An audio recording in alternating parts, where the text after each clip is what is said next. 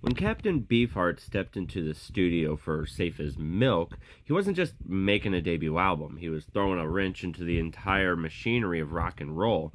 The album was released in 1967, the so called Summer of Love. It's a record that politely sips the era's psychedelic tea, then spits it back out into a glass of swamp water, garnished with raw blues, jagged rhythms, and surreal wordplay. From the opening crunch of Sure Enough and Yes I Do, Captain Beefheart makes Delta blues traditions, runs them through a California freakout filter, and ends up somewhere between Muddy Waters and a Martian honky tonk. His voice, gravelly, commanding, and occasionally unhinged, turns every line into a performance, whether he's snarling through Plastic Factory or crooning the oddly tender I Am Glad. The band, the Magic Band, was a young but already strangely tight. You had Ry Cooder's guitar work, adds flashes of precision into the chaos, while the rhythm section treats time signatures as suggestions rather than rules.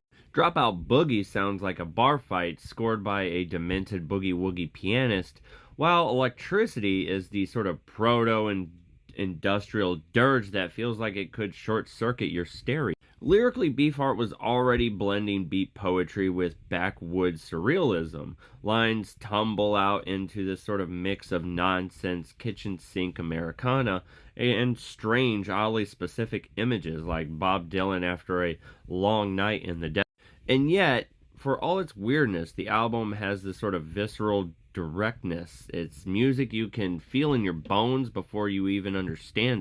So Safe as Milk didn't sell very much in 1967, partly because it didn't fit into the sort of peace and love mold, but over time it earned its place as one of rock's greatest debut statements. It's a bridge between raw blues revival and avant-garde experiments that would define Beefheart's later work, particularly the Trout Mask Replica. Madness just around the corner. So this album is not safe, never was, but it's plenty nourishing for anyone who with an appetite for music that refuses to behave.